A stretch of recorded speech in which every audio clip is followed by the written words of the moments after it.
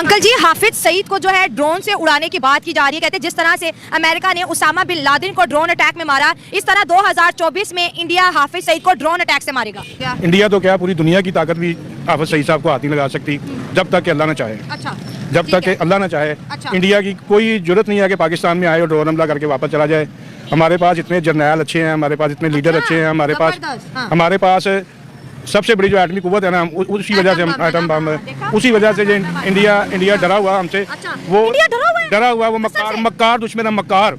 बहादुर नहीं है, बहादुर तो होते हैं सामने से, जो आते हैं सामने से तो कह रहे हैं कि 2024 के इलेक्शन से कह रहा है ना, उससे कहो कि हिम्मत करे आए। पहले 10 से 12 जो है ऐसे लोग जो पाकिस्तान में थे, जो वहाँ पे जो मुंबई अटैक हुआ उसमें शामिल थे, सारे के सारे फटका दिए उन्होंने।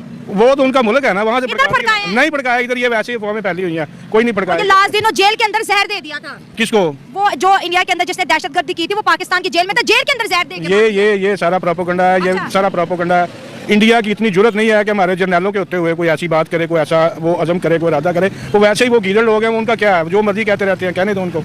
उन्होंने बालाकोट में भी स्ट्राइक की थी, तब वो कैसे आ गए? बालाकोट में वो उन्होंने खुद ही की है, खुद ही करके तो खुद ही वो मजलूम बने हुए हैं, खुद ही जालिम है, खुद ही मजलूम बने हुए हैं। वो इंडिया तो कहता है कि मैंने बालाकोट में भी स्ट्राइक की है। इलेक्शन है ना, उधर इलेक्शन है ना, इलेक्शन आ रहे हैं ना, तो उसकी तैयारी कर रहे हैं। वो जो मुसलमानों का वोट है उनको नहीं मिलेगा। वो जो इंडिया के मुसलमान है वो इसको मोदी को वोट नहीं देंगे। इंडिया के मुसलमानों की वीडियो देखिए, वो तो मोदी को भाईजान कह रहे हैं, आप हमारे भाईजान हैं।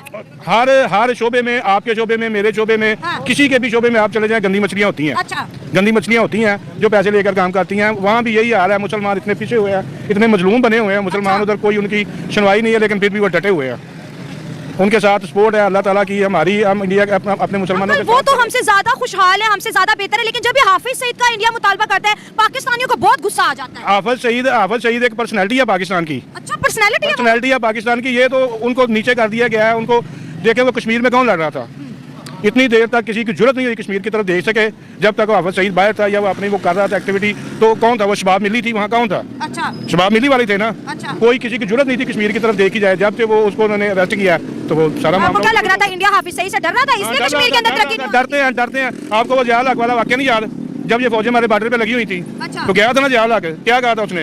राजीव गांधी यही कहा था कि मेरे पाकिस्तान जाने से पहले अपनी फौजें वापस बुला लो। फिर मेरा नहीं तो पहला हुक्म फायर को होगा, तो चलेगी ना फौजें वापस। अच्छा, ये कब की बात है? ये जब जयाल हक जिंदा था, उधर मैच हो रहा था, ये बाजी इंडिया के बॉर्डर पे लगी हुई थी फौजें हमारी। अच्छा, मुझे इस जंग का नहीं पता था, फिर जंग होने से बंद हो गई। बच गई थी हमारे कहने पे। हाँ, हमारे जयाल हक के कहने पे। हमें पूछता ही नहीं है, पड़ोसी कहते पाकिस्तान को छोड़ो, वो बहुत पीछे रह गया। कौन कहता है?